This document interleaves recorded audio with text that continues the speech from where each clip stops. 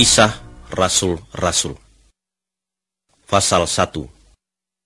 Theophilus yang budiman, di dalam bukuku yang pertama sudah kuterangkan semuanya yang dilakukan dan diajarkan oleh Yesus sejak ia mulai pekerjaannya, sampai pada hari ia diangkat ke surga. Sebelum ia naik ke surga, dengan kuasa Roh Allah, ia memberi petunjuk-petunjuk kepada rasul-rasulnya yang terpilih. Sesudah ia mati, selama 40 hari ia sering menunjukkan dengan cara yang nyata sekali kepada rasul-rasul itu bahwa ia sungguh-sungguh hidup. Mereka melihat dia, dan ia berbicara dengan mereka mengenai bagaimana Allah memerintah sebagai raja. Dan pada waktu ia berkumpul bersama mereka, ia memberi perintah ini kepada mereka: jangan pergi dari Yerusalem. Tunggu di situ sampai Bapa memberikan apa yang sudah dijanjikannya, yaitu yang sudah kuberitahukan kepadamu dahulu.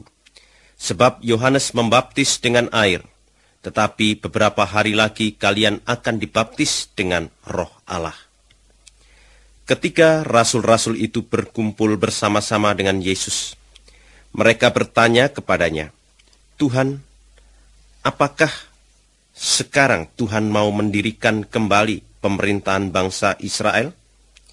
Yesus menjawab, "Bapa-Ku sendiri yang menentukan hari dan waktunya. Itu tidak perlu kalian ketahui, sebab itu hak Bapa. Tetapi kalian akan mendapat kuasa kalau Roh Allah sudah datang kepadamu, dan kalian akan menjadi saksi-saksi untukku di Yerusalem, di seluruh Yudea, di Samaria, dan sampai ke ujung bumi." Sesudah Yesus berkata begitu, ia diangkat ke surga di depan mata mereka, dan awan menutupi dia dari pandangan mereka. Sementara mereka masih memandang ke langit, sewaktu Yesus terangkat, tiba-tiba 2 orang berpakaian putih berdiri di sebelah mereka. "Hai orang-orang Galilea," kata kedua orang itu, "mengapa kalian berdiri saja di situ memandang ke langit?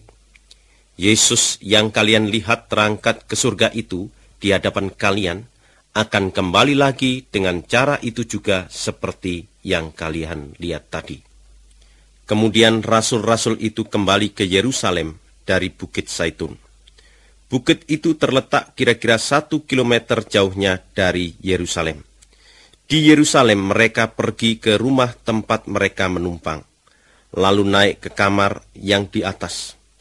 Rasul-rasul itu, yaitu Petrus dan Yohanes, Yakobus dan Andreas, Filipus dan Thomas, Bartolomeus dan Matius, Yakobus anak Alfius, Simon Patriot, dan Yudas anak Yakobus. Semuanya selalu dengan sehati berkumpul untuk berdoa. Mereka berdoa bersama wanita-wanita termasuk Maria, ibu Yesus, dan bersama saudara-saudara Yesus. Pada suatu hari, ketika mereka sedang berkumpul, ada kira-kira 120 orang yang hadir. Petrus berdiri untuk berbicara.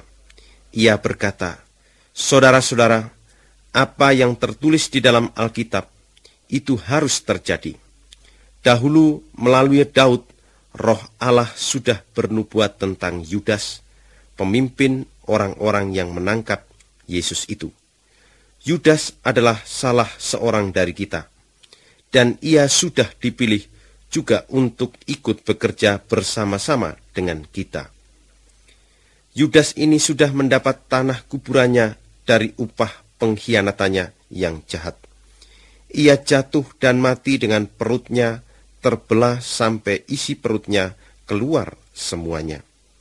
Semua orang yang tinggal di Yerusalem tahu tentang hal itu. Itu sebabnya dalam bahasa mereka, mereka menamakan tanah itu Akeldama, yang berarti tanah darah. Karena di dalam buku Mazmur ada tertulis begini, "Biarlah tempat tinggalnya menjadi sunyi, jangan seorang pun tinggal di dalamnya."